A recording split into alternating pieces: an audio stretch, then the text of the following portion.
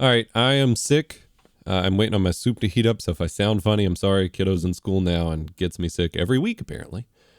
I have three things on my mind that are kind of aligning into one. The first is the Dominus Castlevania collection. This is a collection of Nintendo DS Castlevania games that just got ported to modern systems because people like them so much. And by the way, I literally just picked up these games. I finally collected them for myself on the Nintendo DS earlier this year, so I feel like I wasted my money. That's a whole nother story. But that Nintendo DS versions of Castlevania games were loved enough that they got ported to modern systems in a collection. I'm also thinking about a video I started, haven't finished yet, of a guy who played through every Elder Scrolls game ever, which includes the bizarre N-Gage and mobile ports. And I'm thinking about this other video I just watched about trying to use hand control mode playing Halo 3 in VR in a game called Contractors. And then, of course, the unspoken thing, I'm thinking about Concord getting shut down 2 weeks after launch. It really feels like game developers used to be able to experiment more, to just try things out for the sake of it and not always care if it was the highest commercial success in the world and not always make it with the biggest budget in the world. I think about those Elder Scrolls games and countless other games from major developers, from major franchises that just got a weird spin-off on a random cell phone or Nokia N-Gage or other little platform like that. It was just for fun. They didn't expect it to move the needle or turn into Fortnite. They just wanted to put something experimental on that platform to try something weird with their franchise. Nintendo used to do this a lot more too with their Mario and Pokemon franchises. And these days, everything's so twisted and unsustainable. You've got games that have 6, 7, 8, 9, 10-year development cycles only to turn around and be a flop or to not get marketing or to not be what the gamers wanted, so to speak. You have Halo, which Halo Infinite had a 6-year dev cycle with multiple restarts. They clearly just couldn't manage the project when it didn't need to be a 6-year venture and completely redefine everything and rebuild an engine, but not actually rebuild it and whatever from the ground up. You've got Concord, which was 8 years of development across 2 different platforms before it finally released for a basic ass hero shooter that no one was asking for. If you're going to make something that no one is asking for, make it experimental, make it something new, make it fun, and don't make it cost $100 million and potentially tank a studio. And what specifically got me thinking about this was that fusion of trying out experimental games on other platforms, which came from that Elder Scrolls video, and the Halo VR thing. Because the Halo 3 VR game is not officially Halo 3. It is a game called Contractors, which has a bunch of other games like Nazi Zombies and stuff like that, that fans have ported into this VR experience. If 343, if Microsoft, if Xbox, whatever, had made a basic experimental Halo VR thing just to test the waters, to see if anyone would want that or to have fun with it, just like a basic little multiplayer experience, and just made it a fun little sandbox like you see in Contractors here, I'd be buying a VR headset immediately. Probably not immediately. I don't have a whole lot of money in my bank account right now, but whatever my next gaming splurge when I had money would be that. Straight up. I'd buy a Master Chief helmet themed Quest 3 or whatever and pay $5 or $10 or whatever for this little VR thing.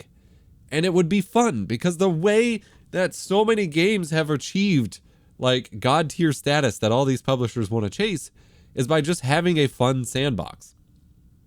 There's also another video I'll try to have linked in the description called How Games Achieve Modding Heaven.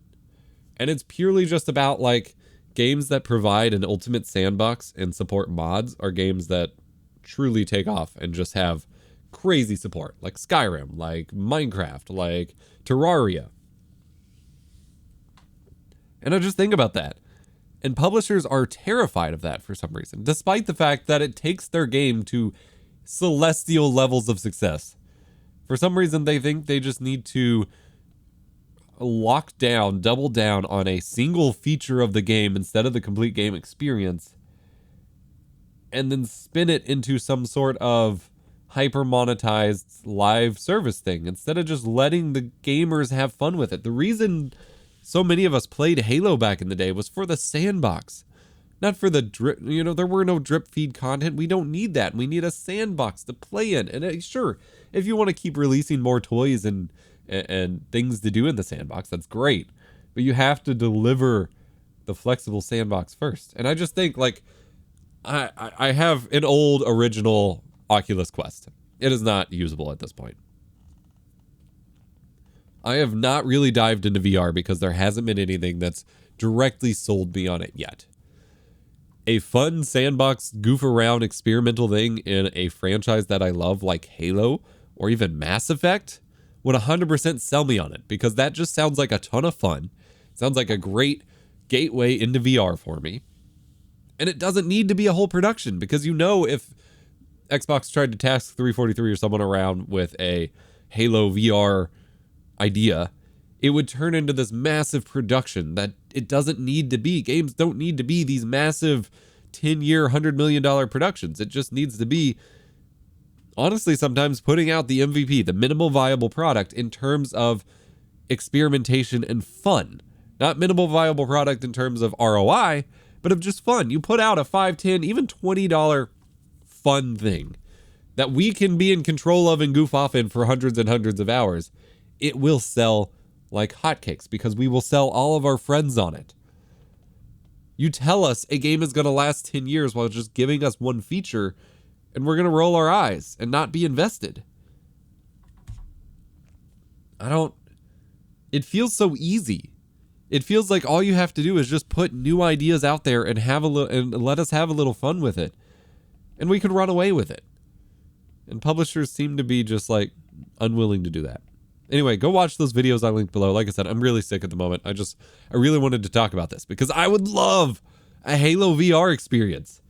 And I'm considering getting a Quest 3 at some point to play in this contractors thing. But I would love if Xbox just put out like a cheap little quick and easy similar sandbox where we can make our own custom game modes. We can import our own mods or files or whatever. And we just have the basis of Halo graphics, Halo mechanics, and multiplayer. Or even Forge. Forge in VR would be sick. It doesn't have to be a whole thing. Why is that so hard? You'd make so much money. Remember to be kind, rewind. Go watch my CRT Steam Deck video essay if you missed it. Put a ton of work into that. Had a blast. Hopefully I will be less sick when you hear from me next.